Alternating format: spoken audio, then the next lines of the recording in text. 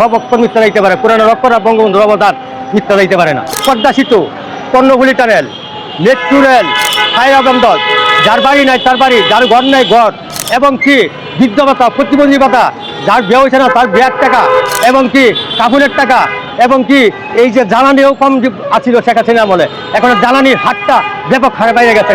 এই টাকাগুলো কোথায় যেতেছে?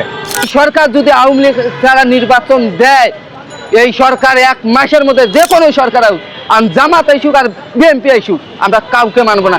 1 মাসের মধ্যে এই দেশ ছাড়া করবো আমরা। এমন উন্নয়ন আর হবে না, এমন নেত্রী আর হবে না, বুঝছেন? এমন নেত্রীর দরকার আছে।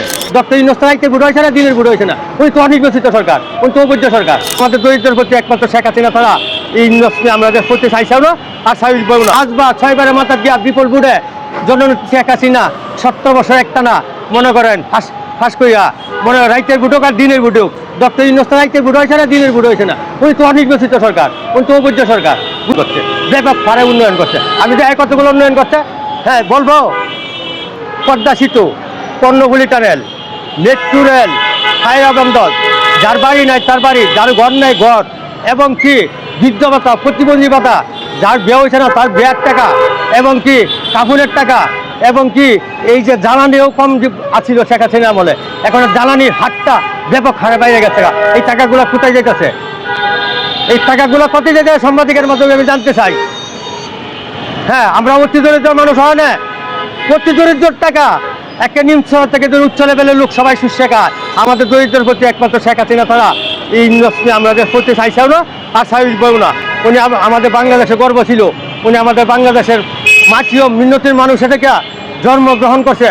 উনি বাংলার কলম ধরিয়া মনে করেন উনি এই আজকাল দেশ বিদেশে লেখাপড়া করিয়া আজকা যোগ্যতা হয়েছে দেখে আজকে উপদেশটা বলতে পারছে। তখন উনি দেশের জন্য কি করছে? আমার আইডেন্টিফাই এনে দেখান, যেন কাজটা করতে এই কাজটা করতে এই কাজটা করতে দেখান, জনগণের সামনে এনে দেখান। আর শেখ হাসিনা দেখেন, আমি দেখাইলে আমি কি ভুল কইছি না এগুলা কি আমি সঠিক কইছি না বেঠিক কইছি বলেন? এগুলা কি আমি সঠিক কইছি না বেঠিক কইছি? যে যে ব্যাপক হারে উন্নয়ন করছে, এমন উন্নয়ন আর হবে না, এমন নেত্রী আর হবে না, বুঝছেন? এমন নেত্রীর দরকার আছে। আমি আশা করি শেখ হাসিনার অধীনে নির্বাচন হবে। কাকা, এই সিটে একটা মেম্বারই নির্বাচন করলে ভোট পাইতো না। আপনি কোথায় একটা মন্ত্রিত্ব নির্বাচন, একটা মন্ত্রীর যোগ্যতা লাগে কি? তার শিক্ষার দূর লাগে, তার প্রবাষ্টমন্ত্রী হইব, ইংরেজিতে কথা কইতে হইব, ফার্সিতে কথা কইতে হইব, উর্দুতে কথা কইতে হইব, বাংলা ভাষায় কথা কইতে হইব। আপনি কয় জাতের ভাষা বুঝেন? কয় জাতের ভাষা বুঝেন? আর ভাষাগত মারভেদ আছে আমাদের দেশে, আমাদের দেশে ভাষাগত মারভেদ আছে কাকা, ভাষাগত মারভেদ আছে। ভাষাগত মারভেদটা বুঝাই দিই, আপনারা বুঝতে ভালো হইব। আমাদের ভাষাগত মারভেদটা মানে আমরা কইতাছি নি, আমি যখন সৌদি আরবে একটা সিরিল লাগে প্রেম করি, তার সাথে আরবি ভাষায় রেখে দিতে হইব। আমাদের বাংলা ভাষা দেখলে তারা বুঝতো না। আবার সৌদি আরবের থেকে যদি লেখকে দেয়, আমি যেমন কি জানো নি, হ্যাঁ আমি দেখে না এখানে থয়ে দিব, চুমা দিব না বুয়ালমো। আসলে কিন্তু কি জানো প্রেমের কাহিনী, আসলে কিন্তু হ্যাঁ দেশের মাঝে যদি ফোটা মনে তাহলে নাক পুতবো না ভুট্টি মুতবো।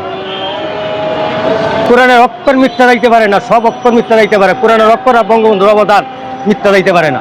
ভাই আপনি দেখেন 5 আগস্টের পর যখন এই সরকার আইলো, বর্তমান ইউনূস সাহেব, এই সরকারের কি এলো লিখিত আসছিল যে তাই বাংলার মাটিতে বৈশা উপদেশ আওয়ামী লীগ নিষিদ্ধ করা? এই সরকারের এই অধিকার কেউ দিছিল যে আওয়ামী লীগকে নির্বাচন থেকে বহিষ্কার করা? এই সরকার যদি আওয়ামী লীগ ছাড়া নির্বাচন দেয়, এই সরকার 1 মাসের মধ্যে যে কোনো সরকার হোক, আর জামাত আইসুক আর বিএনপি আইসুক, আমরা কাউকে মানবো না। 1 মাসের মধ্যে এই দেশ ছাড়া করবো আমরা এইটুকুই জানি। আমরা জানি আমাদের দেশের স্বাধীনতা নিয়ে আমাদের নির্বাচন দিতে হবে, যেহেতু আমার ভোট আমার অধিকার। আমরা কুরবানি পাই বছরে 2 বার, আর আমরা 5 বছর পরে ভোট দেই 1 বার। তাহলে আমার অধিকার থেকে আমি নির্দেহ হব কেন? আমি হব কেন? আমি এইটাই জনগণের কাছে জানতে চাই। ভোট দেওয়ার অধিকার আমার আছে, আমার ভোট আমার পছন্দের প্রার্থীকে আমি দিব। আমি কেন অন্য জায়গায় দিতে যাব? আমি কেন অমুককে দিব? আজকে তারা 2 দল যেভাবে তাল বাহানা লাগাইছে, আমার দেশ তো নির্বাচনের আগেই ধ্বংস করতেছে। তাই আমরা এই ভোট কখনো মানি না। আমরা চাই না এই ভোট হইলো আমার বাংলার মাটিতেও। আমরা এইটা নিষিদ্ধ জানাইলাম। ইতিহাসে সর্বশ্রেষ্ঠ নির্বাচন হবে। এই ইউনূস কখনো ইতিহাসের পাতা হাতাই দেখছে যে এই এলো ইতিহাস এলো সর্বশিষ্ট নির্বাচন দিবে। এই তো নিজেই হইবই তো, এই কিভাবে হলো হলো ইতিহাসের পাতার হলো বইয়ের কথা বলে।